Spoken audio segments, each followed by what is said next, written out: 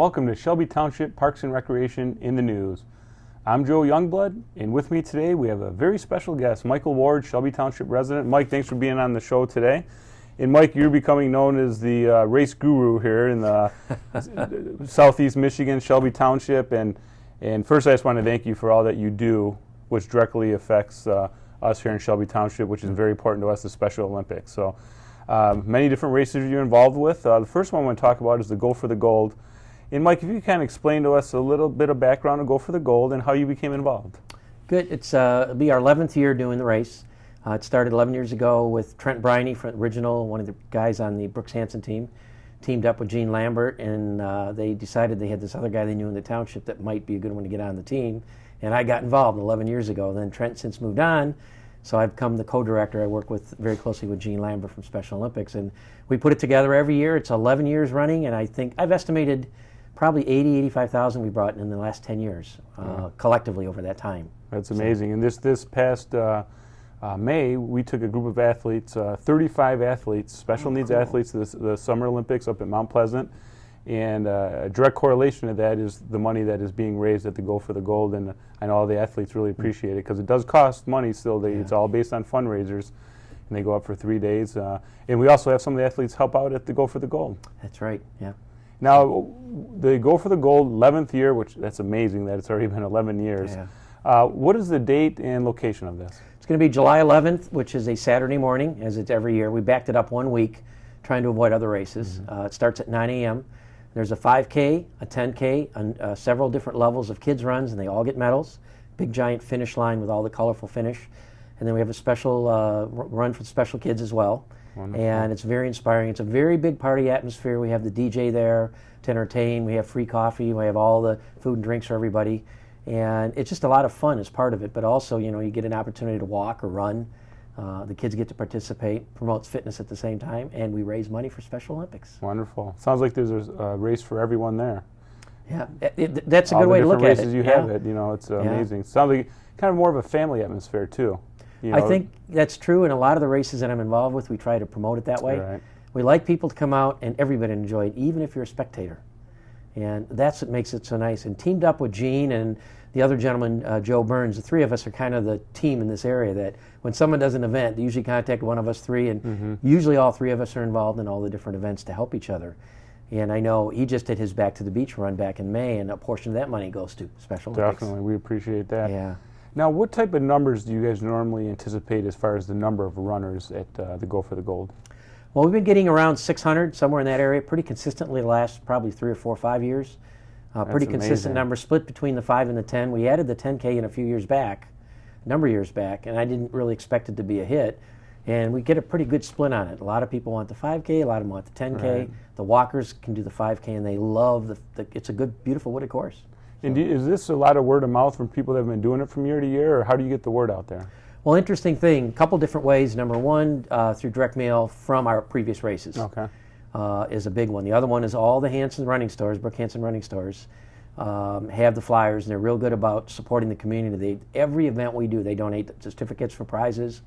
You can count on Kevin and or Keith both to be there to help. They bring out people, the runners from the program and all, which is really cool, and help us as well. And that keeps the numbers up. But the other big thing that's happened, and I might have mentioned it from a previous race, there's a new group called the Macomb County Race Directors Association. Okay. It's an awesome group of us that have been put together. Fast Bob Busquart from the Hansen running team, who does the timing stuff and all, got us all involved countywide, and we all help promote each other's races, which is awesome. I'm on a big master list. We help each other. We put our inserts in other racers' bags, where you get a lot of people to come out for that. And the cooperation between has been incredible, and it helps make all the races better. It helps our numbers go up, and I'd like to see a jump this year. Would be awesome. Yeah, well, that's great that you guys can partner like that and help each other out. Yeah. Now, Mike, we were talking before the show. We have a special guest you have coming on July 11th. If you want to reveal that at this time. Sure. I got a little poster I'll hold up, and we have Danny Miller, who's one of the relatively new members of the Brooks Hansen running team. She's a local girl, did real well in high school here. I remember seeing her as a freshman make the all-county team when she ran for Utica. Went on to Northwood University, had a stellar career, just joined the program. And back in January in Houston, She ran the half marathon and she qualified for the Olympic trials, which is no small feat. She ran under 2:41. That got her into the trials in LA next February to qualify for the Olympic teams, one of the three. She's in good company. We have Desi DeVille or Desi Linden, who's been our starter a couple times in the past. Okay. And she's so busy, but Danny's got a special needs sister, and she's always there to help us for anything that we do. And she's all excited about coming out. She'll be there to take pictures and start the race. Yeah. Could probably win it outright across all the age groups, but she's just a wonderful young lady. Yeah. And just supports us every way that she can. That's great to have the local girl out there, and I'm sure she did some training back when she was at Utica. In Riverbends Park. So she's run many a race in there, so she's familiar with it as well. Very fitting. Yeah. Now, Mike, we also have a couple other races that you have coming up. The one over at Stony Creek, if you want to touch on that one for us. Yep, the Stony Creek Distance Run. Michelle Sabali is president of our club. We'll be probably on in the future to talk about it, but it's the 44th annual, and it's August 6th, Thursday night. It's really took off this year. We had a good 300, probably plus. It's a kids run, a regular run, the 5K and 10K, and it's on a Thursday, which is kind of unusual, but people like that because it's not a busy weekend. So, and it's up at Eastwood Beach, and we draw a good crowd. That one for years was run by the park. Oh, okay. And about 6, 7, 8, 9 years ago, they came to us and said, well, here's the Stony Creek Running Club. Could you run it for us, take care of it? So we're promoting that. She donates the proceeds from that one to Special Olympics, Wonderful. which I feel good about. We'd love to hear that. Yeah. And, of course, the Veterans Run's November 8th on the grounds. We'll be doing that one in the future. And then my all-time favorite is the Jingle Bell Run. We do on Christmas on December, it'll be 13th. More details will follow on that one later. Very good. And we have a special one coming up with some young ladies from Utica High School doing a second annual Breathe Happy 5K for cystic fibrosis, and I've been assisting them. And that's on August 8th. There'll be flyers at the Hanson store for that as well. That's a great... and it's nice to see them trying to put something together. Nice charity that they're giving it to, definitely. Good cause. And it's interesting because a lot of people don't really grasp the full extent of what's involved in putting on a race. Oh, I could only imagine And so it's nice when I or Joe or Gene Lambert can chip in and help people make it a good experience and have them pull off a good race. Seems like it's pretty much a year-round planning, you know. Well, it's interesting because I travel all the time for work. I'm rarely in town. So it's a juggling match for me. But this is important to me, and all the causes, we donate all the proceeds. I don't take anything out of that.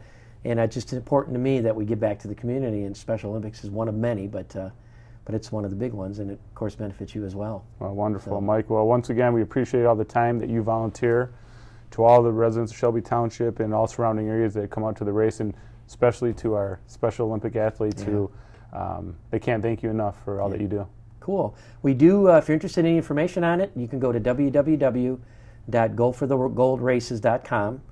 You can pick up flyers at all the Hanson stores. You could probably find it if you did a Google search as well.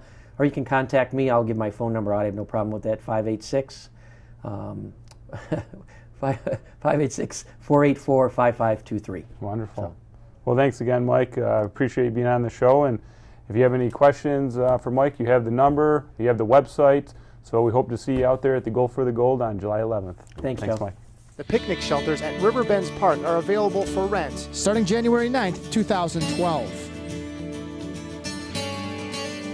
Reservations for the Bittersweet, Hickory Grove, and Maple View shelter will be accepted for groups for the months of May through September. For available dates, please contact Shelby Township Parks and Recreation Department at 586-731-0300. Amenities include a number of picnic tables, 8 grills scattered throughout the main park area, playscape and disc golf course, horseshoe pits and volleyball nets. For more information and residential and non-residential fees, please call the Shelby Township Parks and Recreation Department at 586-731-0300. Hello and welcome back to Shelby Township Parks and Recreation in the News. Now we'll be moving our direction over to the Nature Center. We have Carrie Crozier from the Burgess Shadbush Nature Center. Carrie, thanks for being on the show today. And one question I had for you, so this is very fitting because I've been thinking about it all week. Some of the parks, some of the roadways, I've noticed very large turtles on the side of the road, very close to the side of the road, and it looks like they're burrowing out some type of nest. What are they doing? They are burrowing out a nest, Joe, and they're laying eggs. Fortunately, this week we discovered a snapping turtle on our new section of our 5K, or that Stony Creek to Metro Beach pathway, and it was burrowing right on the side of the trail where they're going to be doing some grade work and stuff like that. But we went back in and recovered those eggs, and we're going to try to hatch them because they would have been graded over with more material, packed down, seeded. These eggs would have never hatched if they would have got that far. Raccoons, skunks, possums would have dug them out and ate them probably. And one unfortunate thing is we're seeing a lot of dead turtles on the road, and we're also seeing a lot of well-meaning people take turtles off the road. Right, they see them on the side of the road, They'll I think pull they're over helping them. and they look and say, wow, this turtle's going off the road. Well, there's the water. And they'll grab the turtle and put him back by the water, not realizing they're going to higher, drier ground to lay eggs. So now they got to run that gauntlet again. They're running it 3 times instead of twice. Now, when you say higher and drier ground, Kerry, is that because the roads are built up? Is that why they're finding these roadways? Or because now do certain turtles, will they lay the eggs in more discrete areas? But I've seen a lot of turtles on the side of the road.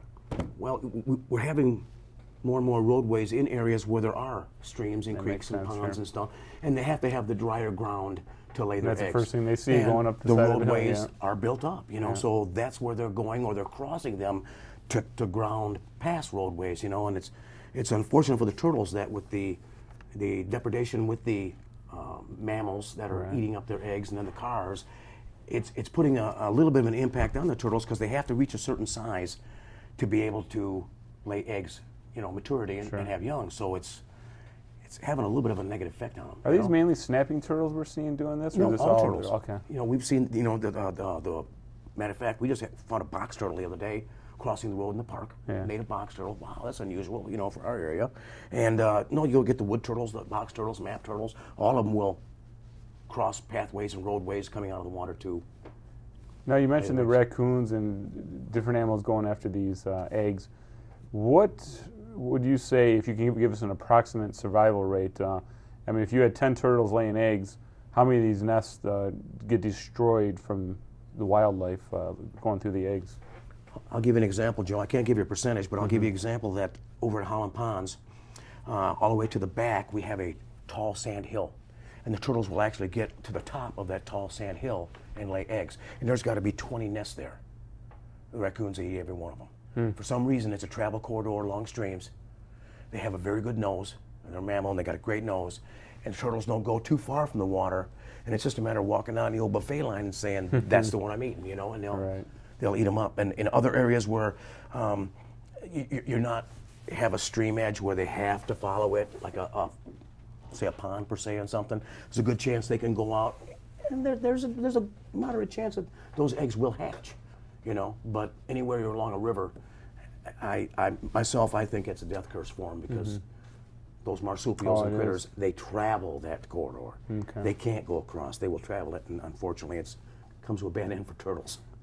So this is the main time of year for turtles Yes. laying their eggs, okay. Yeah, because it's interesting. A week or two ago, you didn't see any turtles out, and all of a sudden you see them all over the side of the road. So, well, that's great information, Kerry. Appreciate that. And sticking with reptiles, in Michigan, we hear about snakes. You hear a lot about garden snakes. Yes. You don't hear about too many other, but I know we were talking about the poster you had earlier, Kerry. And can you touch on some of the different snakes that we have here in Michigan, and some that you may find locally here in Riverbends Park? Actually, I've got several posters here, and all of them are DNR related, and it'll actually list the snakes that we have in the state, and Andrew will put it up on the screen later. But they're regional. Some are only in the southwest corner of the state. Some are in the southern third tier. But they're all in the state of Michigan. Yeah, they're all Michigan native snakes. Some are, in the upper. Some are not in the upper. In our area here, we're fortunate. Well, we probably have over half of these snakes are in our area of southeastern Michigan. That's amazing, because you look at the pictures, like I said, if we can, maybe I'll hold it up and Paul can get a little shot here. Some of these snakes here look like something you would see in like the rainforest or on some of these National Geographic shows. Exactly. And that's amazing. There's some exotic colors to them and patterns on them, and the smooth green snake, I was just looking at this smooth green snake. You'd want to see that on some kind of a palmetto plant, right. Yeah. But a lot of wild colors, a lot of neat-looking patterns on them. Only one of them is dangerous. That's the Massasauga, and they are in southern Michigan and a lot up by Stony Creek. But You be careful where you go and stuff. I do have a new addition to our nature center today that is on this sheet, and it was just found last week, and it is a awesome, awesome snake. Well, I know the Masasaki carry some of the local golf courses just north of here. Massasoit, yeah. Masasaki will have signs up staying out of certain areas. Oh, yes. Of the Masasaki. Don't chase your ball. Yeah. This happens to be a milk snake. It was just found in the park. It's mostly nocturnal. That was found at River Bends? Yeah. And I've seen these in the park in the past. Very energetic today, baby. I don't know if it's a male or female, but there's a red phase, and then there's this lighter brown phase. Boy, that is. They'll get. See, I'm not a snake expert, so I do have a cheat sheet. They'll lay up to 20 eggs, which is kind of neat. Some snakes lay live young. Some lay eggs. Fairly common throughout this lower peninsula. This is a very common snake. It's really nocturnal. It will be out, in dusk and dawn, but for the most part, it's a nighttime hunter. Mice, frogs, toads, small amphibians. Looks pretty active. Oh, this is a very active snake. Well, it just came in from the wild, and we've been handling it, but not a lot. Now, you're going to hold on to the snake for a little while, then release them back in the wild, use them to show off different programs? What we'll do is we will keep this for a while, and actually Lauren's going to take him home and handle him more and more and more. Okay. And then we'll probably keep him 3 or 4 years till he gets of a larger size, and then turn him loose, because it's still an immature snake. It's not full size yet. And then we'll turn it back in the area we found it in. And hopefully it'll find another snake and have some young. What does the milk snake usually feast on?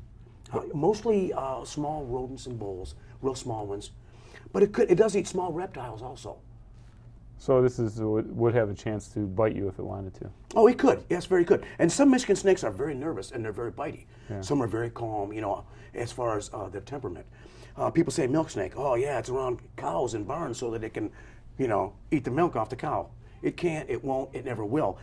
Mice around barns. That's why you're seeing it there, around the granaries and the corn cribs.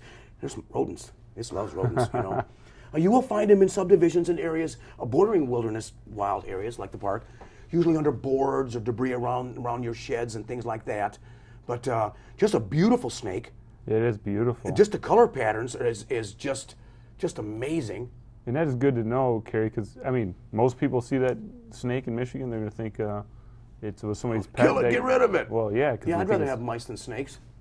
Well, no, plus they wouldn't even think that it's from the state of Michigan. You look at that, it's that's some not very snake typical. That's escaped. Yes, exactly. And as we, as Andrew will put up some of these pictures later on this poster, you'll see some of the bizarre colors and markings. Like the green blotches on the hognose, or these beautiful bands on the milk snake, or the ringneck snake. They're amazing, just amazing creatures. Good to have around because of some of the undesirable things that they eat. And where was this found? Right by the Nature Center? This was found on the Ryan Road side of the park. Okay. I'm not specifically sure as to what exact area, but it was found on that side of the park. That is beautiful snake. And being in springtime, Joe, a lot of people are going to be finding young, baby birds, baby turtles, baby everything, Right. Squirrels, you name it. If it is injured, if it is abandoned, or you think it's an orphan, you can call the Nature Center Wednesday through Sunday. We have a list of rehabilitators that can accept them. We cannot. We don't have a license for it. Okay. But we can get them to the correct source where they could Very find good. somebody to take care of it correctly until it can be re-released back into the wild. Sure. So they can call for that, because they're going to start seeing more fawns and more other creatures around. And that's a good thing. Now, when you have the volunteers at the Nature Center, if they find this snake in the wild, what's the appropriate way to pick up a snake like this? From the tail, the head? Well, it depends on the snake. Depends on what kind of snake it is, because some of them are nervous and they're bitey, i.e. water snakes. They're very nervous, they'll bite. If you find a blue racer in the park, it will bite you, because they're just a nervous temperament snake. What about a garden snake? Will that? It depends. You can pick some up, then they won't bite at all, and some might bite a few times and then say, well, no, you're not going to hurt me. Oh, okay. Because usually, most smaller snakes and things are dinner. Right. They're not the top of the food chain. Yes, they are a predator, but they're also, a food source for herons. The turkeys we have in the park. Sure. Hawks will grab them and eat them in a minute, So they're also a food source. So, they're a little bit on the defensive side. Sure. They will bite you, but this one's been a sweetheart since minute Well, that's one. a great addition to the Nature Center right there. A great teaching tool, because we do have a few other snakes, but it's nice to have more native snakes, because it's nice to teach about what's here in your own backyard, Definitely. Definitely. That's not a snake you see every day, that is for sure. No, and in some applications you have to use non-natives just because of the way other ones do in captivity. Well, this will do very well. Very easy to get along, and this will be a great addition to our teaching aid. And we'll post this on Facebook so people can learn a little more about it and keep up on its progress, Wonderful. Well, Carrie, we appreciate you bringing in the milk snake. Great to share with all the people viewing. And if they need any more information on the milk snake or any other nature programs, Sure. Call the Nature Center at 586-323-2478. Carrie, we know we have a lot of camps going on right now. It's a busy time of year at the Nature Center, and for you and the staff over there do a wonderful job, all the volunteers. And also, if there's any openings, we know the camps do fill up quick. We have some ongoing right now. We still have some openings. Give a call over to the Nature Don't Center give and up. register. Absolutely, Yeah. yes. Very good. We have 7 weeks left of camp, so plenty of camps. We know the kids are off for the summer. Well, the kids want to stay busy. Mom and Dad want to keep the kids busy, so And a variety of give camps. us a call. Great variety of camps, no doubt about it. So, and the one that always sticks out is Joe B's archery class. That fills up fast. Yeah, that's just a great class. Yes, that will fill up. Very good. Awesome. Anything else to add, Carrie? All good. All right. Great job with the snake. Keep up the good work, and great to have you on. It's good to be here, Joe, and it's about nature. It's a win. Very good. Well, from Shelby Parks and Rec, we appreciate everyone watching. If you have any questions, please give us a call at 731-0300. Check us out on Facebook, Shelby Parks and Recreation page, or check out our website, shelbytwp.org, and click on Parks and Recreation. Just remember, here at Shelby Parks and Rec, we create community through people, parks, and programs. Thanks for watching.